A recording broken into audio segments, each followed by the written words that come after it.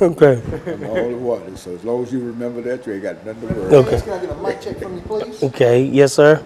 Just count to 10 for me. 1, 2, 3, 4, 5, 6, 7, 8. Good. Mr. Coeur? 1, 2, 3, 4, 5, 6, 7, 8, 9, 10, 11, 12, 13, 14, 15, 16, 17, 18, 19, 20, 21, 22, 23, 24, 25. That's good. All right. All right. Coach had to count to 20 trying to here. find out something. Coach had to count. I always do. The Lord is my shepherd; I shall not want. Let me get that straight. But yeah, this will be fast. We should. This is the second of 5 that we have today, so we got to be out here by 2:30. I've got to leave by 2:30. And so what we want to do during this first segment is talk about background, education, and experience. See, I'm Reverend Hayes, and I went through this and et cetera, about 2 or 3 minutes, summarize who you are. And then the same thing for you, Brother. Okay. And that'll give you an opportunity to talk about something that you know about. Right. You don't have to say anything about it, you say it about yourself. Yes. And after that, we'll end that first 6-minute segment, and then we'll break for 2 minutes and come back with that 8-minute segment. And this is where we'll get into encouraging African American youth. Some of the things that we have to do in order to encourage and make mention to the fact of all of the killings and everything that's going wrong, et cetera, et cetera. Just sociologically, and what they need to do and what they are not doing, and et cetera. And then we'll come back after that 8-minute segment with that 10-minute segment and deal with young gentlemen. Okay. See, and both of y'all know how you want to run that, and some kind of things you want to say and talk about your meetings and what you're trying to do, and encouraging people to come out and et cetera. Okay? So that'll be it. Yeah. So now just watch me and don't move that chair, because when you move the chair, the camera follows you. Okay. So the camera follows.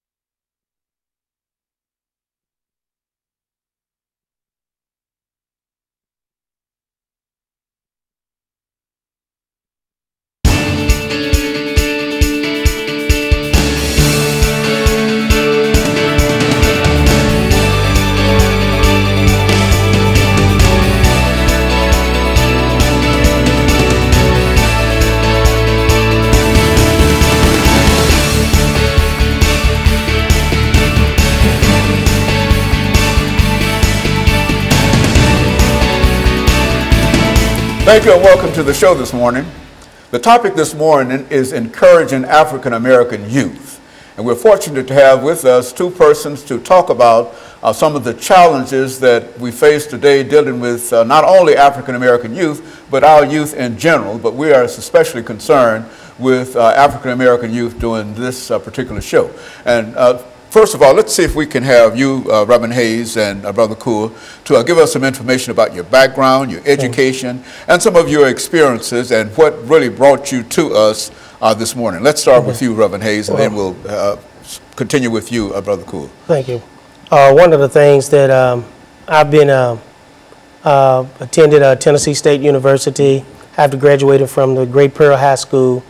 Attended Vanderbilt Divinity School and Gammon Theological Seminary, where I obtained a Master's of Divinity degree.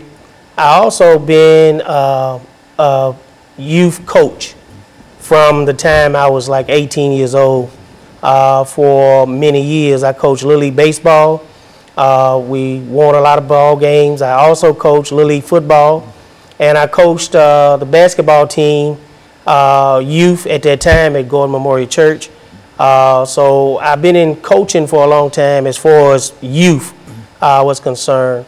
So I've been able to put back a little bit with a lot of youth.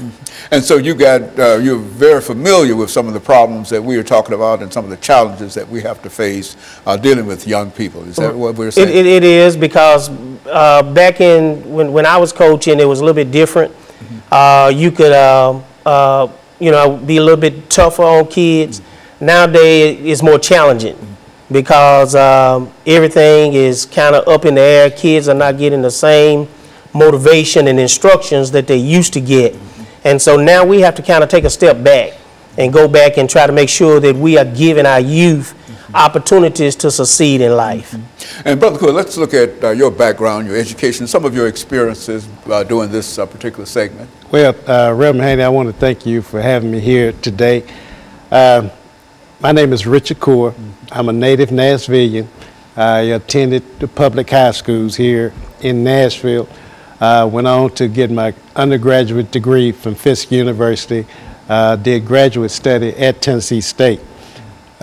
Former teacher for 40 years in Metro Public High Schools. Was head football coach at East High School, head football coach at White Creek High School, and I coached various other sports.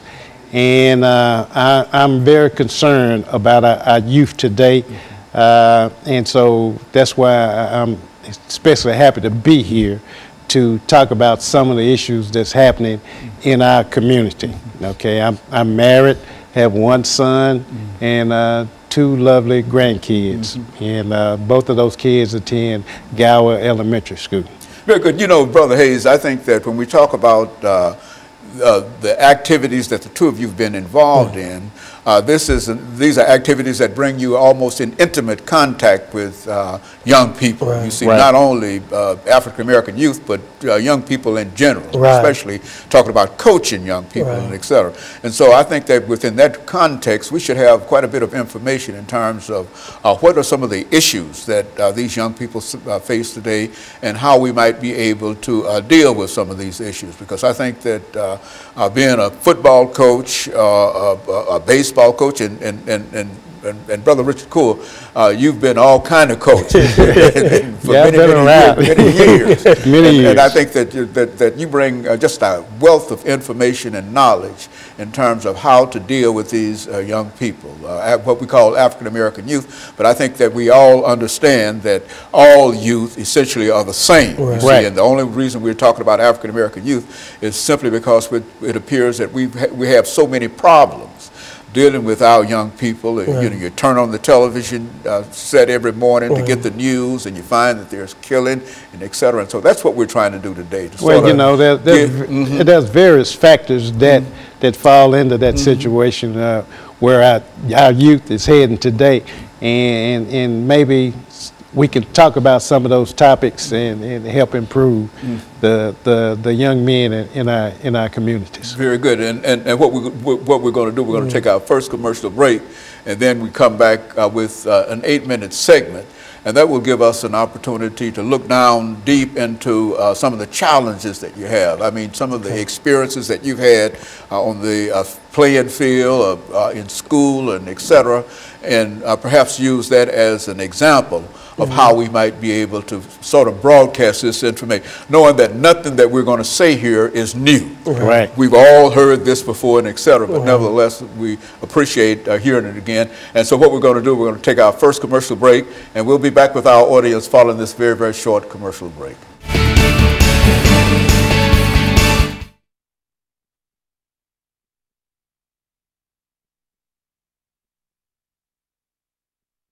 At 8 minutes, and we'll come back, and we're going to start with you, Brother Cool. Okay. And the purpose here is to talk about them. I mean, what did you do with them over at East?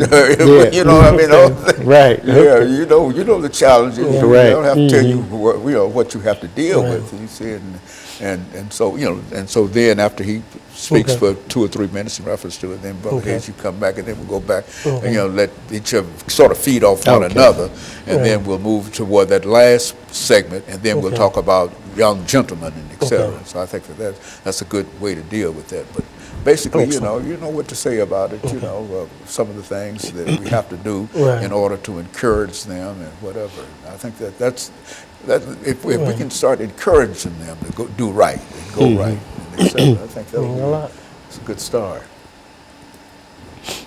So this will be a 8-minute segment here.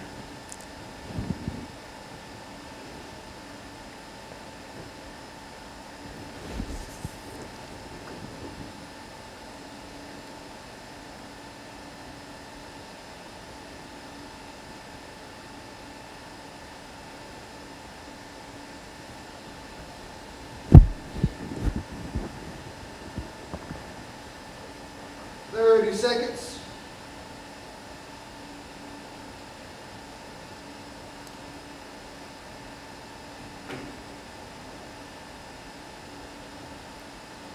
Stand by.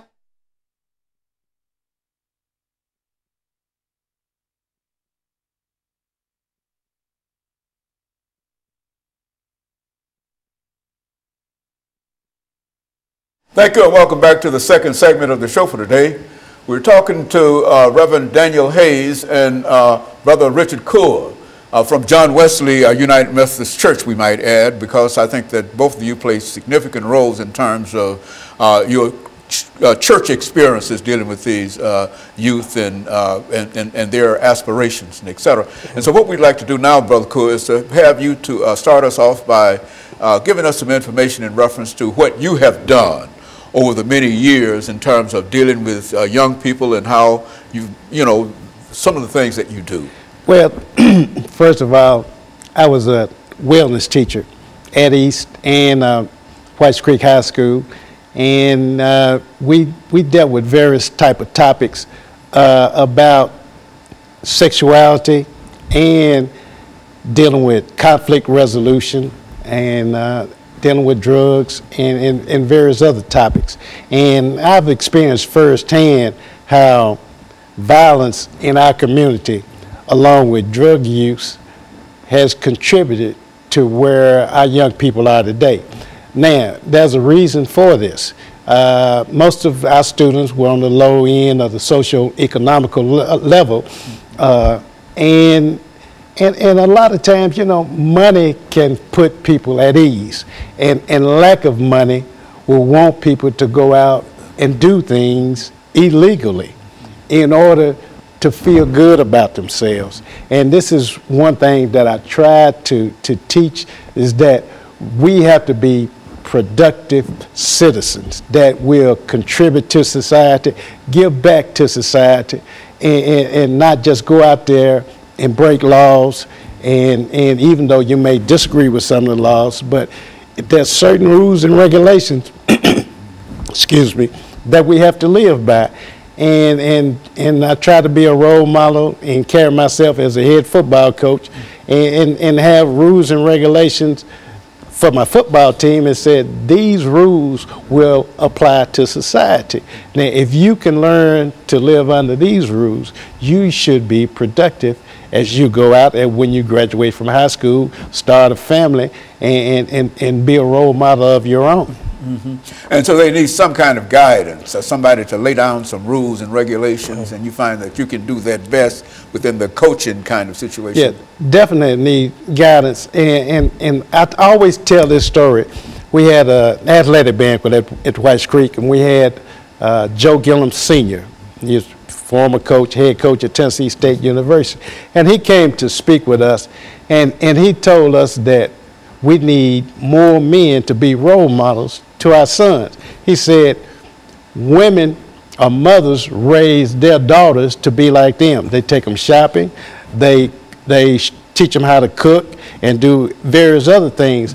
And you don't see our fathers out with the sons in the community, in the mall or going to some type of event, taking part with their sons and showing them how to be responsible, showing them that, it's okay to act this certain way. You don't have to act like your friends down the street. And so we need more men to be the role models for our youth today. And Reverend Hayes, I understand that you've had an extensive coaching career. Not only are you involved in the ministry, but you consider yourself a coach, right, in a real right. sense. And so what, in terms of meeting those challenges, what do you do in terms of talking to young people? Well, one of the things that during my time that I was a Little League coach, baseball and football coach, I was very strict. We had a lot of rules, as Coach RCoure was saying.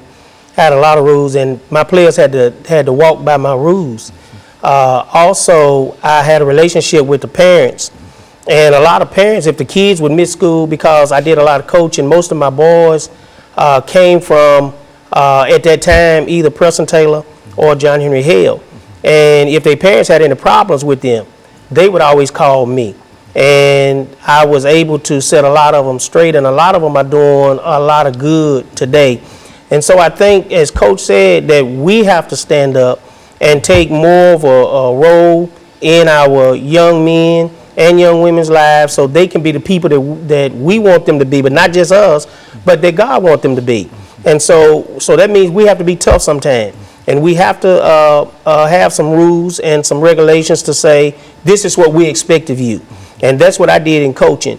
I expect to win. I mean, Coach RCoure was one of the greatest football coaches in high school. And so in Little League, I felt I was a great coach. And I was good because I didn't believe in losing. But at the same time, I believed in pushing those kids to be the best that they could be. And so in a real sense, they live by example. I mean, if they can see a good example, then they are more than likely to follow it. Is that what we're saying? Yes, most definitely. You have to have a role model that people look up to. And on the way over here, I was just thinking about sometimes we look at the wrong role models, and I look at a guy like Puff Daddy, whatever his name. You see, when he goes out into the business world, he has a shirt and tie and a suit on, even though, you know, he may put out various other type music. But you see, in order to him to be successful, he have to be a certain way. We can't live in a bubble or a vacuum. You know, we have to reach out to various aspects of our community. You just can't live here and expect you carry yourself a certain way. You know, there's sometimes that, you know, you can relax and let your guard down and hang out with your buddies, but when it's time to go out there and in the professional world, you have to be able to communicate and present yourself in a professional manner. The crunch time, is that what we're talking about for the most part? There's certain things that you have to know, and certain activities and certain actions that you have to be able to take. And you have to also be willing to go the extra mile, because kids are looking for someone to lead them. They're looking for someone to show them the right way. Or they need someone. Or they most definitely need someone. You know, when people would when I was coaching Little League baseball at White City Park, and my team, I could walk off and go talk to other coaches and tell my team to sit on the hill. I knew my boys was going to sit on the hill, because if they came off the hill or they did something wrong, they knew they were going to be running about 10 laps at the next practice, because we believed in trying to teach them the right way. And that's what we have to do, go step back now and teach our kids nowadays to do things the right way so they can be all that they can be. And if we don't do it, then we're going to continue to lose our kids. And of course, we're getting ready for this second commercial break, Brother RCoure. And when we come back, we'll have an opportunity to get into a program, Reverend Hayes, I think that you have dealing with young people. And we'll be back with our audience following this short commercial break.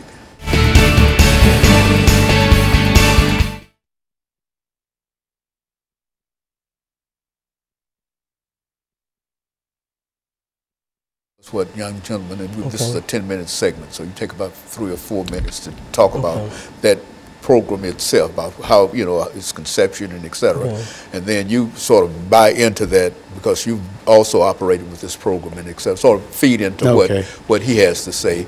And we'll sort of do that for the next 10 minutes. But this is your show, dealing with your particular program and how you want people to respond to that. If you want somebody, you know, the people in the congregations or the greater community, et cetera, to become involved in it, lay out some information as to how they might be, get in touch with you and that kind of thing. And so I think that we'll do that. And so this is the young gentleman part of the program. As a matter of fact, I can remember we did a whole show on young gentlemen at one time, and that was a lot of excellent. That's the same program. Yes. I thought that was the same program. Yeah, just revitalized and certainly it's the same program because it's the same problem. Right. Yes, the same problem. So this is a young gentleman. Yeah, you can just, how you started the program and, give us a full story in reference to it, and you help him along with it, and then, so we've got 10 minutes here, back and forth here. But I think this is basically what we wanted to try to achieve with this. 30 seconds out.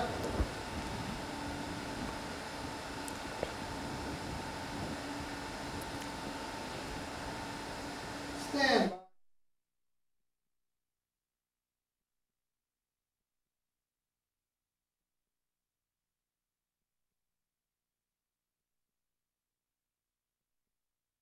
Thank you and welcome back to the final segment of the show for today. The topic today is encouraging African American youth, and we're talking to Pastor Daniel Hayes and Brother Richard Coure from John Wesley United Methodist Church. And of course, I think that Reverend Hayes has a program that he has developed in reference to efforts to encourage young African Americans. So let's start off with you, Brother Hayes, by having you to give us some information in reference to the conception of your program and anything that you'd like to deliver in reference to that, and Brother Coure will help develop that. One of the things, several years ago, I looked into a program of turning boys into gentlemen. We seem to be losing that. That gentleman way, yes, and making sure that our kids know the yes ma'ams and the no sirs and thank you, and know how to dress, how to pull their clothes up, how to eat with the correct silverware and things like that. So I looked at a program that I wanted to make sure that would, I felt that would touch our kids' life, and it is called Young Gentlemen. And this program is to turn boys into young, not just men, but gentlemen. So they would know how to carry themselves, know how to act, and know how to respond to all things in life. And I feel that it would take them a long way. I talked with Coach Coure, who is the president of the United Methodist Men at John Wesley United Methodist Church. And what better organization that can come together and embrace boys and help them to become the men that they can become. So the United Methodist Men is just excited about helping the boys in our community, and we want everyone to know it's not just about John Wesley. Anyone can bring their boys from the ages 6 to 15 to join the Young Gentleman Ministry at John Wesley. They don't have to be a member. We just want them to be part of the ministry so they can grow, and parents can see a difference in their children. They can see a difference in their young boys, and they can see how they will change in life. They won't have to worry about them wearing their pants down. They don't have to worry about them having guns all the time. They won't have to worry about them using language that is inappropriate. So those are some of the things that we want to make sure that our young men are learning. And Coach Coure and the other United Methodist Men have embraced it and are doing an excellent job. And at our last meeting, our first meeting, which was last month, we had 9 men to show up, and I just thought that was great. Very good. Brother Coure. Okay, when Pastor Hayes came to our Methodist men's meeting and presented this proposal to us, that just got me to thinking about, back several years ago during the summer, I used to work for the Mayor's Youth Patrol and Urban League. And I got thinking about, boy, what a great way that we can teach job readiness skills, because a lot of our young people do not have those skills. Also, conflict resolutions, and just various topics that young men need to know right now. Also, building self-esteem. Positive self-esteem is one of the big things that we need to have, because if you don't believe in yourself, you're not going to go out and be able to present yourself in a successful manner.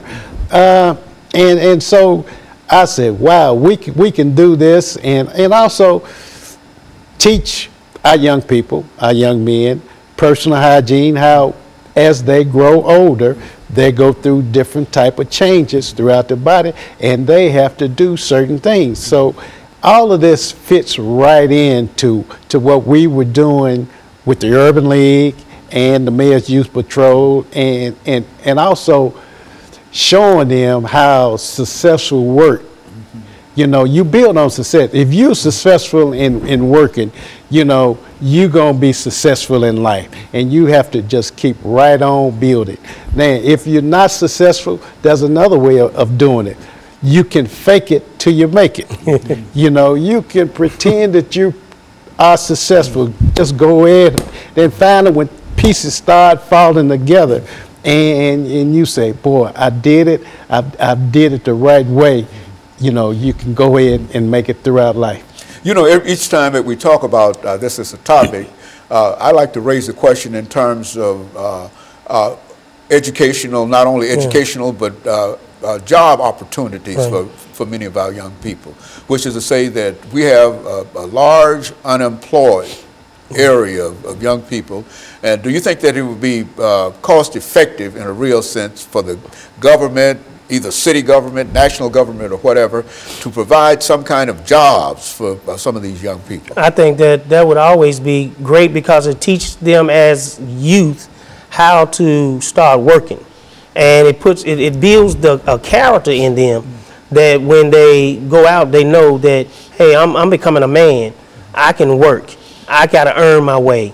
And so, yes, it teaches them, and it embraces them to be on a workforce, not just out there doing something to make some money or to ease some money out of something else, but here they are working, earning. Here they are being respectful. Here they are saying that I am somebody and I'm doing it the right way.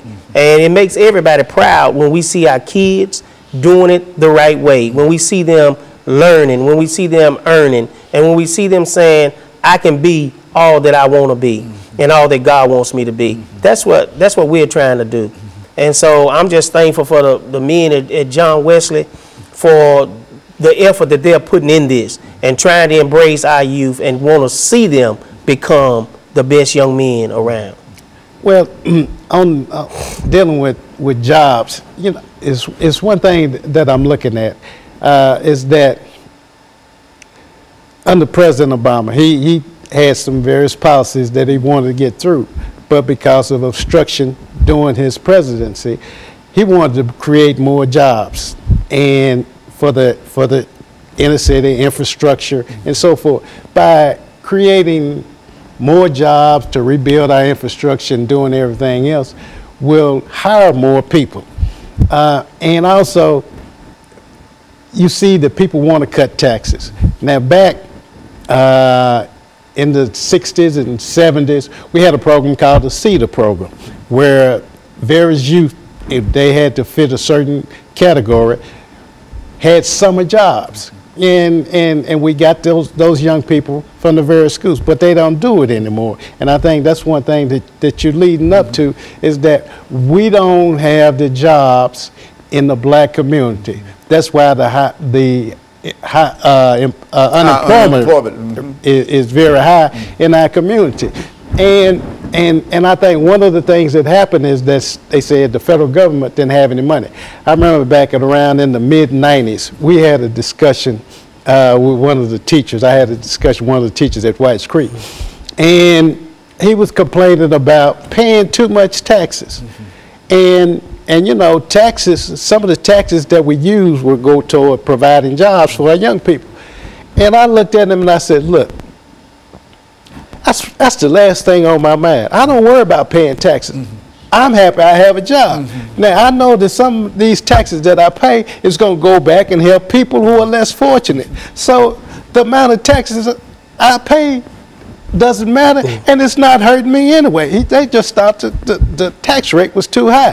And so those type of things, you know, if we can go back and provide jobs for young people in all the communities, it's going to make a better place for everyone. That's why we say it's more cost effective to provide them a job than to send them to prison. Right. Because if you send them to prison, you know, I think they talk about $50,000 a year to house a prison, et cetera, and you could take $5,000 of that money and save a youth. You see, and so, but that's what I wanted to get across today, to have the two of you talk about some of the challenges that our youth are facing and how we might be able to encourage them. And I think both of you have laid out some good programs in reference to what can be done, things that we've done prior to this time, but now it seems that it's no longer important that we do so. Then also, we need to bring back vocation. Okay, and let me, and I think that this is about all that we have for today. And let me encourage our audience to tune in again next week for another informative edition of Comments. Thank you and